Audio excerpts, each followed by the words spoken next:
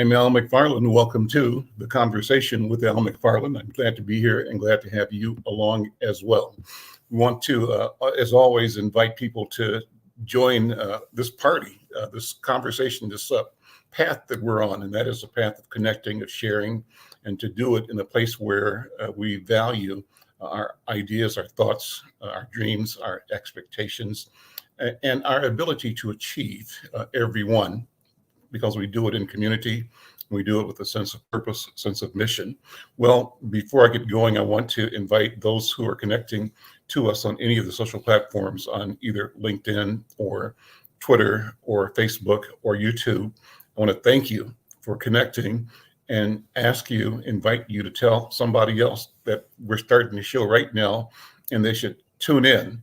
And we're trying to ask people to drop over to the Insight News YouTube channel, YouTube/Insight News MN, because there we want to sort of monetize or count our way towards monetization. We're north of 600 subscribers so far. We're trying to get to the first 1,000. And if you have watched the program or are watching it and are not subscribed, please do that right now. And one of the facts we learned is that about 83% of the people who subscribe or who listen are not subscribed. So only 17%. And so you can change that. Our goal is to grow the number of subscribed, and by doing that, shrink the number of not subscribed. But we appreciate everybody. Help us out. Tell somebody. Get involved in the conversation. Well, today we talk about arts and culture. We talk about books in particular. And two of my favorite people who know about books and the world of books are with me today, and special guests as well. W.D. Foster Graham is the editor for book reviews at Insight News. He's here, and he always curates a phenomenal guest for us to have on this program. He presents a powerful and beautifully written column on books and on authors every week in Insight News. We thank him for his leadership and service in that area. But also joining us today is a friend, a person that I call one that always delivers a masterclass on the business of books, and that's Troy Johnson, who's the head of the African American Literature and Books. What's the right word for it? It's the last word, Troy. Organization, but that's not the right title, but we'll get that straight in a minute. Let me bring both Troy and WD in. Brothers, gentlemen, good afternoon. Good afternoon. Troy, forgive my old age memory lapse, but AALBC. That's right. I mean, I know it's a mouthful, but it stands for the African American Literature Book Club. Book Club. I couldn't get the club right, so okay, but we got it now. WD, how are you? Great. Glad to be here one more time and excited for our today's guest author. Awesome. Well, let's do that. Let's do this. Before we begin, Troy, just give people the elevator speech on what AALBC is. Then we're going to invite our author in and we'll broaden the conversation. Okay. The African American Literature Book Club is the largest, oldest continuously operating website dedicated to books written by or about people of African descent. We publish reviews of books, author profiles, numerous lists of books, and we host an online discussion forum and pretty much do anything that you can do with the book. We sell them, we edit them, we provide resources for authors and publishers and a whole variety of things. And really the mission is to just simply uplift the entire Black book ecosystem. Awesome. That's wonderful. With that, let's bring in our author today. WD, why don't you introduce and bring our guest in? Okay, my pleasure, Al. Coretha Davenport is now a loving mother, grandmother, wife, and most of all, a child of God.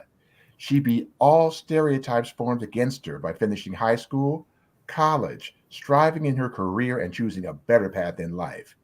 What encouraged her to tell her story was the hope that she could inspire others to come out of the darkness and see that there is a light at the end of the tunnel. Coretha wishes that young girls who have been scarred in life from their sexual and physical abuse would find their voice to speak out and tell their story. She is learn to make peace with her past, and to forgive those who have inflicted pain in any kind of way towards her. She's not the person she once was before. She is much stronger. And with that, it is my great pleasure to introduce to you Sister Coretha Davenport. Hello, Hey, everyone. welcome. Welcome. Thank you. Thank you for being here. You here in Minneapolis? Yes, I am. Okay, well, great, great. Dreams and Nightmares. Tell us about it. So this book, I can share a little bit about the back cover, if Sure. I can, and it'll give the insight of what the book is about. So I, Coretha, writes personally and openly about some of my deep secrets, abuse, and pain in life I encountered growing up as a child and teenager. There wasn't much positive guidance shown from my family at all. I grew up making decisions for myself and fending for myself. I did become pregnant at an early age by a man who was twice my age. I had nothing but negative comments from my family members saying that I was going to be a teen dropout of high school who lives on welfare assistance. I was persistent and determined to not need my family for anything when it came to raising my child, but my kids. I also went through sexual abuse and physical abuse from a family member. I blame myself in many ways that there could have been something I could have done to stop the abuse from happening. Instead of being protected by family members, all I heard was gossip. And that thing, that so-called thing that family tried to steer into you, as keep silent. Mhm. Even though I grew up in church as a child, I began to, at one point in my life, to feel that God had betrayed me. Mhm. I felt lost, in a world not protected. Um, I became promiscuous as an adolescent, a teenager. I also had enjoyed partying, being sexual active, and dating the wrong man, more so hustlers. Um, Despite my lifestyle, there wasn't anything I didn't do for my kids. At that time, as a young um, teen mom, I held down two jobs just to make sure that my kids didn't want for anything. Um, for years, um, I thought I couldn't find that special someone to love me for me, you know. Um, and I did. He had became my everything, like around my middle 20s. And this man, he treated me like a queen. He treated me like I was the only young woman at that time on earth. But after a couple years of us dating, he had proposed to me, and he was killed. He was killed actually right in front of me. So I just felt after that my life was turned upside down. And again, I questioned God of why was I going through so much turmoil and pain in my life. That's a lot. Thank you for sharing all of that. Did you pick out some parts of the book that you want to read to actually give our viewers and listeners the voice of the book? Yes. So I will start off with um excuse me, the first chapter. I was born in Minnesota at North Memorial Hospital. At the age of 2 years old, my father was incarcerated and charged with murder. Shortly after, my mom decided to return with me to Natchez, Mississippi with my oldest sister. My mom was born and raised in Natchez, Mississippi. Within a couple of years later, my mom became pregnant with my brother, Jerome. Before my mom gave birth to my brother, we were back in Minnesota living for a short period of time. I was too young then to understand why we bounced around so much. But it didn't take long before we returned back to Natchez, Mississippi. Once my mom, I, and my siblings returned back to Mississippi, we ended up moving into a house with my brother's stepdad, who was my brother's stepdad. Then a couple more years, my mom ended up pregnant again with a younger brother, Rob. I remember Patty and I growing up having to be responsible to watch over our younger siblings while my mom and stepdad worked. My younger brother, Rob, always refused to listen to our older sister, but he would always obey me and my commands. I was a disciplinary when it came to my younger siblings. I remember right after school, we had to take off our school clothes, get into what they call play clothes. I will be responsible to make sure that my siblings had their homework completed before engaging in free time. Usually we would spend our days either at the church that was across the street from our home, on the front porch, or inside the house, playing with our toys or games with one another. I was baptized in Natchez, Mississippi at an early age. Growing up in Mississippi, which was a poor state back then, you will see that almost everyone in the community had farms. Our house was on a farm, and we raised cows, chickens, horses, and pigs. In front of our house stood an apple tree and a pecan tree, which we constantly picked fruits from. We had to eat vegetables so much growing up. My siblings and I hated vegetables during that time, but we couldn't get up from the table unless our plates were clean. My younger brother got whoopings the most for not listening or following directions. I remember watching my brothers being picked up by their neck from their father and thrown across the bedroom, or even stripped naked and whooped with an extension cord. My brother Rob would never cry after being abused in such a way. I was the one who would feel empty for my brothers after hearing or watching them being whooped. My stepdad was strict. Whatever he says goes. My mom didn't say much when my siblings would get disciplined by their dad, because she is also abused by her husband. We used to hear and witness my mom get strangled or beat by my stepdad at times. It was the worst pain I felt as a child, seeing my mom being physical abused.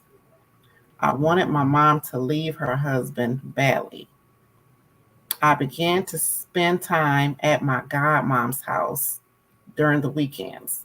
I felt safer there, but I always wondered if my siblings were okay without me there.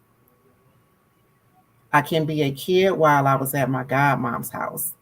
My godmom was a great cooker and baker. I would pick berries from her tree and have my godmoms bake berry pies. While staying at my godmom's house, I shared a bed with my god sister, Patricia. Patricia was in college during that time, even though she lived at home. Patricia and I had a close relationship. I used to follow behind her all the time when I was there. I didn't think that Patricia did it so much. I didn't think that Patricia enjoyed it so much, but she had to deal with me. My godmom would scold my god sister if she yelled at me for any reasons. I most definitely felt that I was my godmom's baby girl. That's awesome. That's awesome. That's chapter 1. The book is Dreams and Nightmares. Coretha, what a powerful testimony and a gut-wrenching story from the jump. The part you used in introducing yourself, horrific at one level, and then what you described in chapter 1, equally horrific. What is the point? What was the purpose? What was the mission that you're on as an author in telling this story? What do you want to come for readers to gain? And what impact are you expecting or seeking for having delivered this story to the public? It was I wrote I wanted to write a book because I wanted to impact the lives of whether it was young women or women who have been sexual, physical, emotional abused, to get the story out there to allow others to see that that they have a voice, um, and you don't have to be silent, let your voice be heard, and to believe, also to believe in yourself, that you can overcome any obstacle that you have been through. WD and Troy, jump in whenever you want to. As a matter of fact, yes. Go ahead, WD. Yeah. Well, the one thing I know is, as we say, is that without a test, there is no testimony, Coretha, and your life is a testimony. So I would like to know who inspired you to be your best in this faith journey. I would have to say my oldest son. My oldest son, we're so close. Me and all of my kids are close, but me and my oldest son is real close. And so he inspires me a lot, because he's seen, things even when he was, born, and as he got, through his childhood, he watched me. He watched the struggle and watched me be at my best, Okay. And how old is your son now? How old is he? He is 29. Okay. And you said from him being a child, he was inspirational, even as a young person? As a child, well, he started to be inspirational at his teen, right before his teen, but as he came into adulthood, he expressed all the things that he didn't say growing up. How of a strong woman that I was and am. Yeah. So who inspired me when I was growing up, I didn't have a lot of inspiration.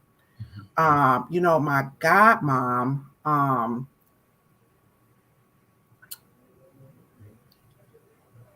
I think she inspired me because she looked at me in such a nurturing, caring, loving way. But I didn't have many people in my life that Troy, questions, comments? Yeah, I mean, what makes these stories so important is that people who are going through the same thing may feel that they're the only person in the world going through that. So when these stories are important because it lets people know, one, that they're not alone. Their story is not unique.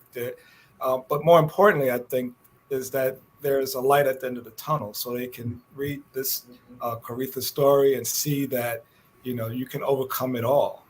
But one question I do have is, and it follows on your comment about your son. And I think there's another story in there as well, because, children of people who come from, and I'll describe your family as dysfunctional. Yes. How do they make it out? I mean, they may feel that they have no one advocating for them, or they see their really strong and powerful mother having a struggle, and they feel as though they're unable to help. Does your son factor into your story, into this memoir at all?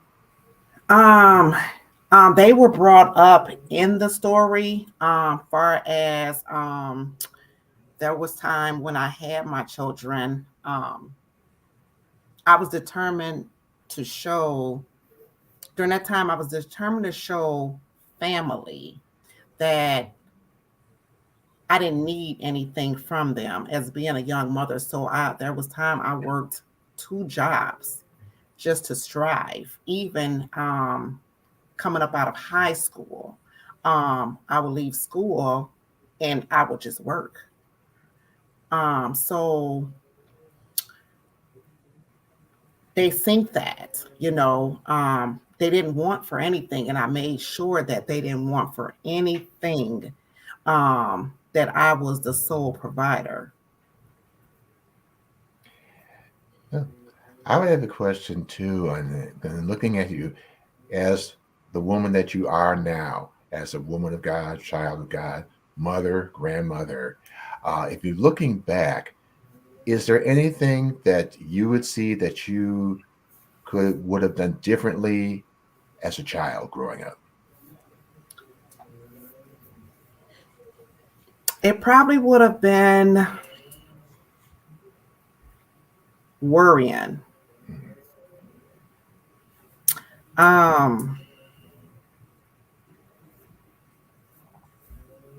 a child, I felt I had to worry a lot, and care for my siblings.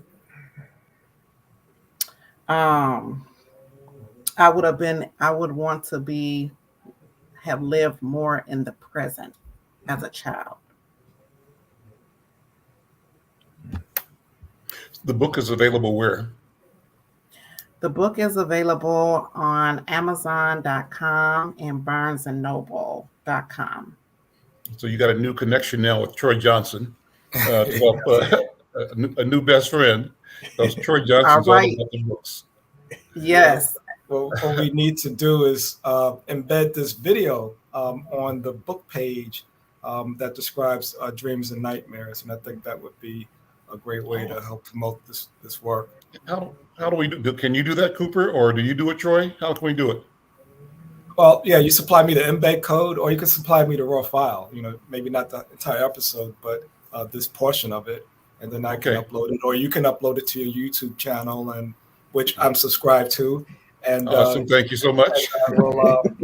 And I can take that segment and embed it in on the book page on the site, and then Coretha can do that as well, and share that on the Amazon page or wherever else the book is sold.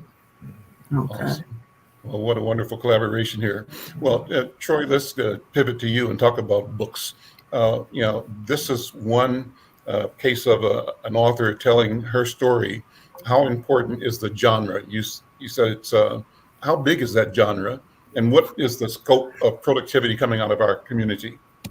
All right, so I don't have data. It's interesting. I'll give you a heads up on a project that I'm working on. Mm-hmm. It's not quite public yet, but it's a project to help uplift the entire Black book ecosystem. And when I describe Black book ecosystem, that describes everyone from the author to the reader. So the author, agent, publisher, bookseller, distributor, all those folks are responsible for getting books to readers. And my focus is on the Black professionals in that realm. And I've been able to work with a company that supplies point of sales data on books. So I have a wealth of information on how books are doing. So I would be able to answer that question about memoirs and how they're, stories like this, and are they growing in the industry? I don't have the answer off the top of my head, but I am collecting that data. So so related to this is, so you have a book. What do we need in order to help the readers who are most likely to benefit from a particular book discover that book? Right. So that's what I'm really working on, and it's actually quite a difficult task. There's a lot of books. So one quick and dirty answer to your question, how many books are in this space? There are a lot of them. But the challenge is how does the reader find these books? And we have to kind of build our own infrastructure to help readers discover those books. There aren't a whole lot of bookstores that would focus on books like this. The online platforms that would do it are challenged because, basically Amazon sucked all the air out the room, and they're the primary source of where people go. But there are platforms like mine that still have a reasonable footprint, and but it's an ongoing struggle to stay connected with readers. So your question about how many books are in this genre, when I said a lot, I was being kind of tongue in cheek, but there are a lot of them. There are enough, I think, to satisfy the audience of readers. It's just the challenge of those readers finding those books. And there was another part of your question that I talked so long, I missed the second part. What was that? Well, just talk about what is trending in Black books presently. Okay, so defining what's trending is also a difficult question. You can look at, for example, the New York Times bestsellers list, and you're not going to find a lot of Black books on that. You'll find Heaven and Earth Grocery Store by James McBride, which has been on the list since it was published. And then you'll see some books come on and off every week. This week, there was one other book, nonfiction. RuPaul's new memoir is on the list this week. And it'll probably be there for a week or two and then roll off. And some other book, Worthy by Jada Pinkett was on there for a few weeks. And so what's trending? So those few books are trending. Part of the project that I'm working on is that I'm compiling a list of books written by Black writers and how they're selling. And so in that space, we're seeing a tremendous number of books. Books that you won't discover on other bestsellers. So we have a class of perennial best-selling books, the classic or the Black canon, so to speak. Books, by Alice Walker and Toni Morrison. In addition to that, we're seeing books by Bell Hooks selling extremely well across the country. She has a trilogy of 3 books about love that are doing really well. Then we have, in fact, let me just look at I'm looking at an unpublished list, but some of the best-selling books, are fiction. Victoria Christopher Murray's book that she co-wrote with Marie Benedict, The Personal Librarian and the First Ladies, did fantastically well and continue to do so. Books by Colson Whitehead, Sadiqa Johnson, S.A. Cosby, and others, Dolan Perkin Valdez. They have books that are doing tremendously well. And so there's a lot of growth and a lot of interest in fiction. But again, if you look at the Times bestsellers, you may not discover these books. Even Stacey Abrams has the politician out of Georgia. She has a thriller, Rogue Justice, that did extremely well last year. And I'm not sure many people know that she's not only she's a novelist, and she also writes under the pseudonym Selena Montgomery. So she's been writing books for years. N.K. Jemison's science fiction books are doing extremely well. So She's the astronaut, right? The astronaut. Yeah. yeah, so she's doing really well. But there are also other classic nonfiction titles that are doing. Claude Anderson's book, the name just escaped me, has to do with economics and Black wealth. But then you have other authors like the classic writers like John Henry Clark, even writers like Kwanzaa Junkufu. Books are doing really well within Black booksellers. So there's I could go on and on and on and on with the books that are doing really well, and books that really deserve a wider audience. But I will leave you with this thought. In order to discover the breadth and the depth of the books written by Black writers, you really have to look outside of social and outside of Amazon, and I'll explain why. And that really has to do with the algorithm. The algorithm on Amazon is really optimized for profit, Amazon's profit. So you might have a great book, but if it's not making Amazon a lot of money, they have no incentive to kind of raise that to be easily discovered. Similarly, we hear a lot about Book Talk, and Book Talk algorithm is really optimized for, if you're a white woman, young, suburban, you can talk about books and TikTok will blast that and elevate that all day long. But if you're my age, talking about a book, not so much. So it's important for us to have platforms that we support.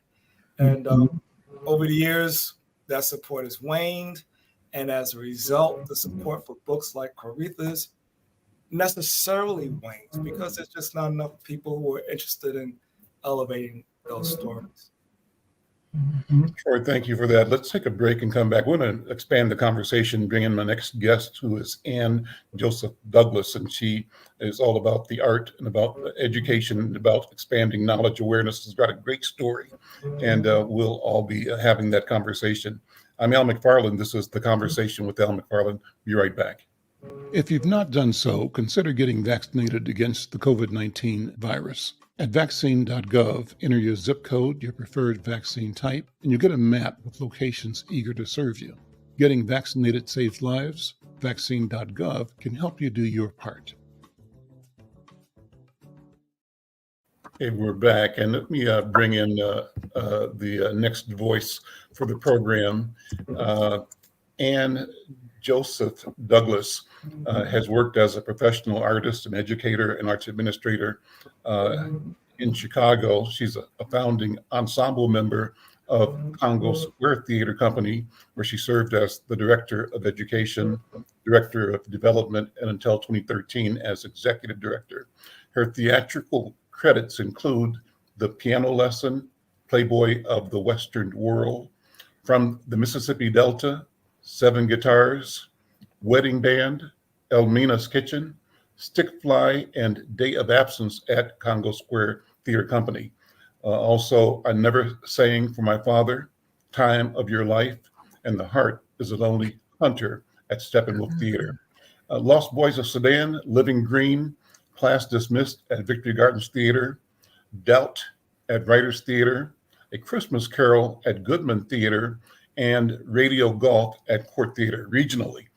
She has appeared in at American Players Theater, Milwaukee Rep and Madison Rep Film and Madison Rep Pretori Theaters, I guess. And then her film and television credits include Chicago Med, Chicago PD, Early Edition, Hunter, and the web series Totally Becky.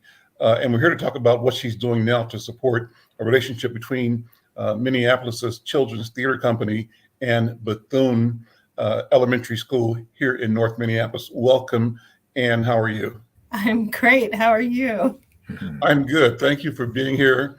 And I saw the release a few days ago about the relationship between Bethune and CDC. My office is 2 blocks or 3 blocks. We have 5 blocks from Bethune. And I'm a member of the North Side community that Bethune serves. So I was excited to have you on to talk about this relationship between CTC and Bethune Arts Elementary. So tell me about it, if you would. Well, thank you so much for having me on. This is a really exciting partnership, and I love that North Side community where Bethune sits, and it's a special school. So we've been in partnership with Bethune Arts Elementary for 3 years. It's a turnaround art school in which the purpose is the school has to incorporate or integrate arts into the school day. So we're not regulating those activities till after school, so that students and teachers have an opportunity to use dance or use music, or in our case, use theater to help support, provide that supplemental learning support in reading, math, science, whatever it is.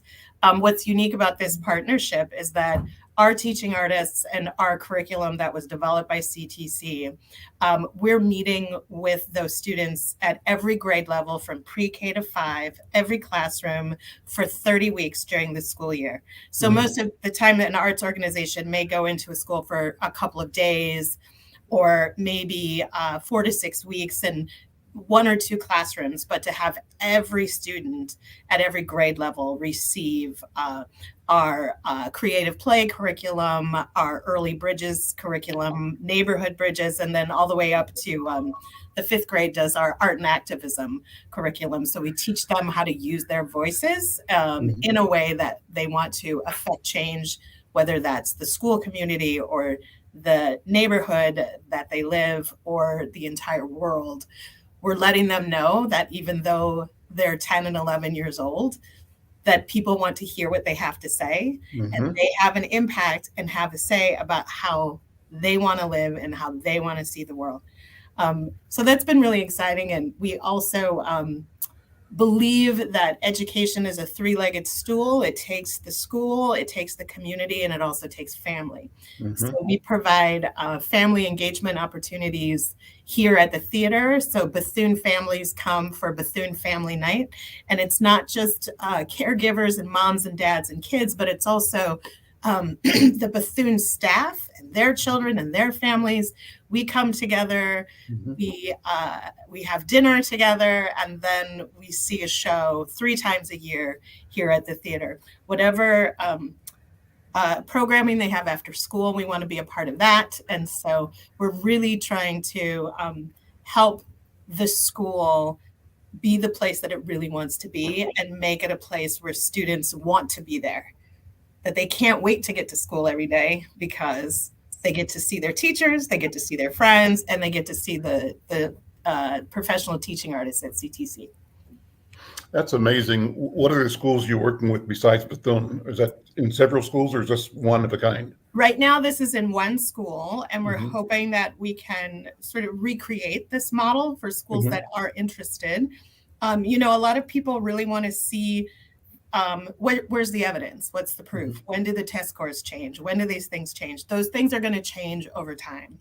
But we are also involved in 11 area metro schools. So we provide it. We could be after school programming. It could be in school programming.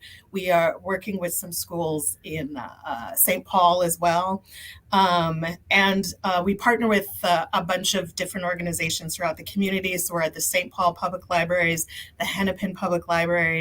We've been at the zoos and Prairie Care. We've and expanding some of our camps. We'd love to be able to expand our reach to those rural areas of Minnesota where students do not have that opportunity to engage in the arts. Why did you lead this initiative at Bethune? What was the thinking, the strategy? Yeah, so Bethune. I'm glad you did, but tell me why. Yeah. So Bethune is actually a turnaround art school that this is a program that the Obamas established through the Kennedy Center. So the goal of that school was to have this arts integration. The hard part is how do we keep it going and how do we make it meaningful? So when I was introduced to Jody Lazo, the arts integration specialist and coordinator at the school, they have been fantastic in ensuring that the school is holding up their responsibilities, that our teaching staff is meeting with their teaching staff, that the work that we're bringing into the classroom is aligning with their curriculum. We've even started our Bridges programs, our critical literacy programs, in which we encourage young people to write, like Miss Davenport. Just write it down. Your story is important. And we're expanding that into some math curriculum. So Bethune was really set up to embrace this. It's hard for a teacher to give up an hour of instruction time every week to something, but the teachers have to engage equally as their students, which does signal an importance to the student, that this is important and this is an experience. Even I may not be able to articulate it now, I may not be able to understand it now, but somewhere down the line, I will have an aha moment. Mm-hmm. You remember that moment with Miss Kiko in the classroom? Yes, I remember the moment with Miss Johanna. So that was why Bethune. It's also a smaller school. There's I think on average two classrooms per grade level. Mm-hmm. And they have been set up really to be able to accept this kind of program. And it doesn't mean we can't recreate it somewhere else. I would love to be able to expand to middle schools as well. Mm-hmm. And particularly the school that Bethune usually feeds into. How nice would that be to those poor fifth graders are so nervous about middle school and they show up and there we are.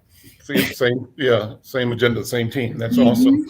Mm-hmm. Well, let me expand the conversation again and ask you to comment on and reflect on the conversations that have preceded. So I think this is all family conversation.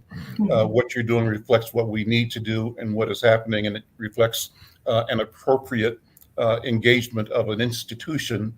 Troy, you probably don't know this, but Children's Theater Company is like a world-class theater production company. It's probably the largest and most successful in the country for children's theater. And they launch major shows, and they also license shows for distribution around the country, maybe even around the world, I'm not sure. But for them to be committed to and present here in my neighborhood, North Minneapolis, is a powerful statement and one that deserves recognition and support. And Anne, I think you're bringing that in this important presentation that you're making. But let's talk generally about arts, the power of art to shape the imaginations of our children, of ourselves, and our community. And let's talk about the art venues, the platforms, the methods for generating both and reflecting the awareness of the genius in our community. In arts, in education, even in the rough life. Coretha just testified about the unstoppableness of having a belief and a desire, a burning fire to prove something, only to herself and her family. And she did that by her story, and now she's telling the story. How important is it that we use arts, culture, books, writing, other venues to create narratives that show us winning? What do you think? To me, it's the most important thing in the world for young people. It's saddened to think that school districts continue to cut money from the arts, and we lose teachers, and we lose programs like band programs, and a student that's introduced to a trumpet or a drum or to music in the fourth grade, that could lead to a college scholarship down the line. And so it feels, if we don't have these opportunities for kids, we are cutting off their opportunity to succeed. I have borne witness to how theater can transform and save a life of a young person that is living a risky lifestyle, that is living hand to mouth, that is dealing with family members who are incarcerated, and they feel alone because they don't know that there's other young people out there like that. And if they have an opportunity to engage in an arts program and find young people that are curious and activated and interested, and adults who are interested in them, interested in their stories, interested in being in service, to stepping aside and saying, I'm going to put you center stage, because what it signals, I'm valuable and I matter. It also promotes curiosity. An educated person isn't somebody that can just complete 100 math problems in under a minute. A well-rounded education means building a curious human being that asks questions and then seeks the answer, that is there to support their students as they struggle with, it could be trauma or just emotions. Everything we do at Bethune starts with the foundation of building their social and emotional health. Our creative play is our emotional literacy program. And if I could just share a story. Sure. This is pre-K and kindergarten. And last year, and the whole point of creative play is to allow young people to say, I have emotions. Emotions are deep. And this is how I react to things that make me happy and sad. And that's okay. I can process my emotion and then I can get back to work, right? So this young student is struggling just to get their coat on to get onto the bus because the sleeves were inside out and they couldn't write that coat. And they're, slamming it and throwing it and frustrated, rightfully so frustrated. And their peer, another kindergarten student, came up, grabbed their hands and said, I understand. It's okay. Let's breathe. And the two stood still, they took a deep breath, and they got that coat situated, and that student got on the bus to go home. That's a 5 and 6-year-old that are supporting each other. So now what happens? We create a supportive classroom where that child can raise their hand, and they may not have the right answer, but their friend is there to support them, and they know it. That a child can take a risk in school and be okay with getting it wrong because they know next time they'll get it right. So if we lay that foundation, that's going to follow them through. We're seeing with a lot of our 3rd and 4th graders how hard it was because they were the youngest during the start of the pandemic. The time when they're supposed to be in school and socialize and learn how to relate to people was cut off for a year and a half. And now they're in 3rd and 4th grade. They're having another emotional growth spurt and they don't know how to deal with it. And so they really are struggling. So our goal is to really make a space that is safe, that explores the arts, and arts in a way that supports, yes, we need to learn to read. We need to learn math. We need to learn science, and we need to learn history to be a whole person. And how can we use the arts to help that and drive that curiosity? That's phenomenal. Yeah, well, that's wonderful. And it's not even that we need to, but that we can. We can. And we should, and we must. And so that sets the expectation, and it brings us to the work with a confidence that this is the purpose for our existence, is to achieve, to excel, and to share, and to be, as you described it, there for your 5-year-old friend and neighbor if you're 5-year-old. But that principle exists throughout our entire lifetime. Anne, take a minute and walk us through your theater career. And I'm curious as to how all of that pours into you, what you now are pouring into community through this project at Bethune and with CTC. Yeah, I grew up, I'm a Midwest girl through and through. Before we got on the air, everyone was talking about their roots down south. I grew up in Milwaukee, and I went to a creative arts school, and the fine arts was always a part of our lives. We were not a wealthy family. I come from a single mom, but she always made sure we went to see music. So if there was a free concert, we were at those concerts. We went to plays when they would bring in the big touring plays. I also had this incredible teacher that would take us to Chicago. So I saw Dreamgirls with Sheryl Lee Ralph in Chicago as a 4th grader. And I remember that. And I decided that this was something I wanted to do as an artist. I went to college and then went to grad school, and that's where I sort of met my theater community family. We all moved to Chicago and created Congo Square Theater Company, because at that time, in Chicago at that time, there were about 3 African-American theater companies in the city of Chicago, but not one theater across the country that was dedicated to the Black voice is what we know as the Lort Theater. So those are the big theaters like the Guthrie, the Steppenwolf, the Goodman. And so that was part of our goal, is we wanted to grow a theater company that celebrated the voices and the diversity of Black people globally. And so just a bunch of 20-year-old kids decided, let's put on a play. And we did our first production in a 70-seat house, and we couldn't get anyone to come review it. And one of our co-founders was a mentee. August Wilson was his mentor. And we called the newspapers, and you have to get down here because August is going to come see this play. And, and it was like lightning in a bottle. And so I worked as a professional actor for a long time. And alongside that, I started teaching in after-school programs and working with kids in my neighborhood in Chicago. I took this after-school program over and turned it into an arts-based after-school program. And the first day I was with those young people, I realized that I had achieved a dream that I had when I was in the 3rd grade. Wow. Because we had a teaching artist that would come to our classroom, and he was a griot, and he would tell stories, and he would play drums. And I remember as a kid, I went, wow, this is the coolest job ever. How do you get a job like this? Like, to just be a storyteller and share. And I walked out of the program that day, and I went, wow, I'm doing what I said I was going to do. So I've always been teaching. I get excited in the classroom.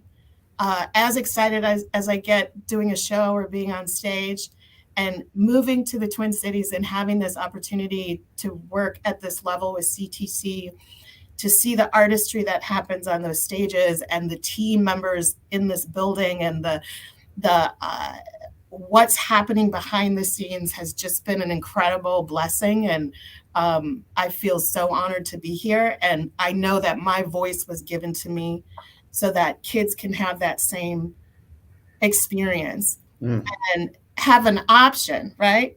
They don't have, you may, okay, I'm going to take this dance class, but I really want to play football. Great, wonderful, but you have the option. And we had so many opportunities as a kid, and a lot of that was because of public school. We played on any instrument we wanted to learn how to play any year because it cost my mother $20. And so my sister took harp lessons. Who takes harp lessons?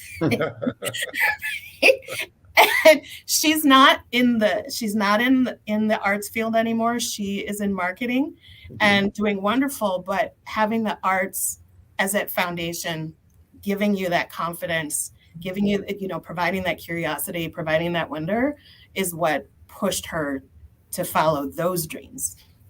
Troy, let me ask you to jump in. So how does this conversation, these stories add up, and your work and WD's work, how does it all add up to the pursuit of freedom for African people, for Black people in the West? What are your thoughts?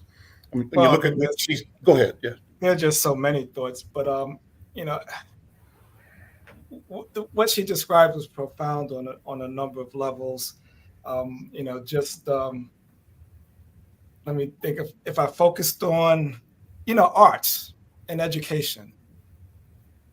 When I was a young kid growing up in impoverished East Harlem, we had instruments, we had shop, we had music. I was in a band.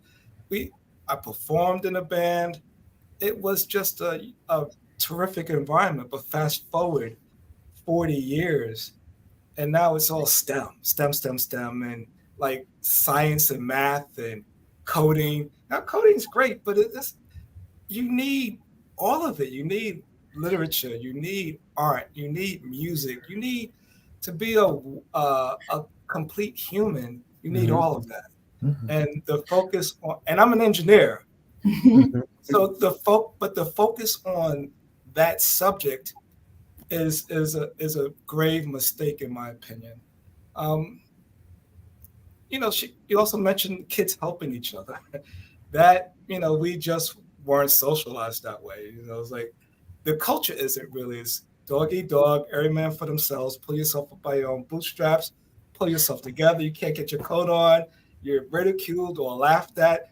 Nobody's going to help you, so teaching children how to do that is exceedingly important. I wasn't taught that, I didn't, and because I wasn't taught that, I couldn't teach that to my children, but, I hopefully they're not sociopaths ignoring people who are struggling, but, but teaching children how to step back and breathe, relax, get yourself together, and, there's someone there to support you. I mean, so all of that is, everything that Anne's described, it is part of, what makes people human. And, we're taking that away on so many levels. And I think that, even art, like performing in a play, poetry, it's the spoken word, you can communicate things in that manner that you simply can't communicate in a book. Books are great. I'm a bookseller. However, you can't do everything in a book. And, to hear someone, perform, they can deliver things on an emotional level, viscerally, that is really super difficult to do in a book. So all of it's important, but we tend to focus on, we don't focus on the holistic, all of it, and we need to. Coretha, let me ask you what your thoughts or impressions. And before you respond quickly, we got a note from Damon Davenport, who said, your book is a very good book for anyone that's been through any pain in their life, ! Thank you, Damon, for your comment. And also, Michelle, thank you as always with your greeting to me and to the distinguished guests today. And to anybody else, no matter where you are, let us know. Give us your name, your town or location or business that you're in. Shout yourself out and comment if you would, if you'd like, on any of the conversations we're doing. Coretha, what are your thoughts about just this conversation so far? I just been listening. Everything that everyone has said is absolutely true. I find, like, when I write, when I'm stressed or, things like that, I find myself journaling, writing, and it helps me to cope, to put my mind at ease. I also think art is a good way of coping. I was also told that when I was journaling also. So yeah. And on that note of that message you just wrote, Damon Davenport, that is my husband. Okay. All right. Yeah. Thank you, Damon. WD, we're moving towards the end here. Thoughts, impressions? Well, my impressions are it takes a hold. That's because I know that you talk about the diversity of the African diaspora. That means it's not just one spot here, one spot there. It takes the whole holistic healing and creativity that makes us who we are. That's awesome. I've used the phrase that our mission as communicators, my mission, I say anyway, is to be part of creating a public mind. Think about that. We all have our individual stories and experiences and legacies and aspirations, but what if we found a way to amalgamate the complexity of it all and project it? And in doing so, we are, I say, creating a public mind, a public picture. We are, in fact, co-authoring the future. And it was back to my original statement, how do we take responsibility for writing a future in which we win? Well, listen, this has been a great conversation. I think we're on track. Coretha, thank you for your work and for your presence. Troy, always a masterclass. Look forward to listening to you. WD, great leadership, curation, and great success for your books. And Joseph Douglas, simply amazing. Thank you so much. We'll see you all next time. I'm Al McFarlane. Take care, everyone. Thank you. Thank you. All right.